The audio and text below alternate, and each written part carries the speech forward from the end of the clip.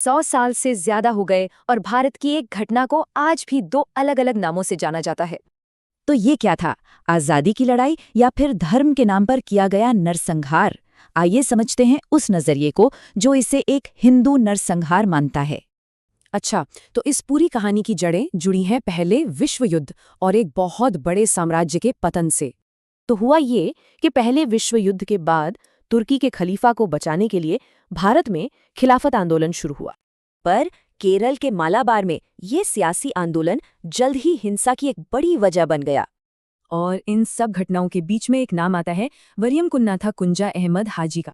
वैसे तो इन्हें आज़ादी का सिपाही माना जाता है, पर दावा है कि उनका असली मकसद एक इस्लामी राज्य अल दौला बनाना था।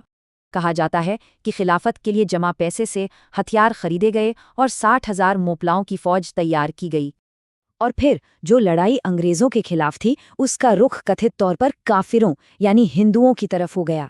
और फिर 22 अगस्त 1921 को मालाबार को इस्लामी राज्य घोषित कर देश से पूरी तरह अलग थलग कर दिया गया। ब्रिटिश रिकॉर्ड्स की माने तो इस हिंसा में 10,000 से ज्यादा हिंदुओं की जानें गईं। जो अत्याचार हुए वो बहुत क्रूर थे।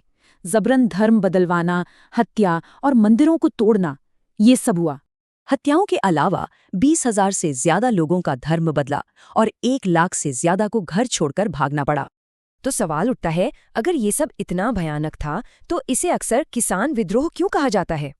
एक तर्क ये है कि इतिहास की वाइट वॉशिंग हुई, मतलब सच को छिपाकर कहानी को एक बिल्कुल नया मोड़ दे दिया गया।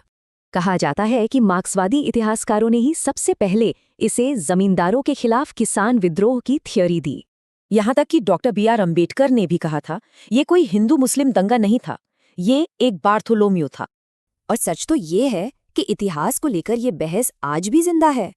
हाजी को आज भी स्वतंत्रता सेनानी का दर्जा मिला हुआ है और 2020 में उन पर फिल्म बनाने की बात पर खूब बवाल हुआ था। अब सोशल मीडिया के दौर में इतिहास के दूसरे पहलू भी लोगों के सामने आ रहे हैं, ऐसा माना जाता है।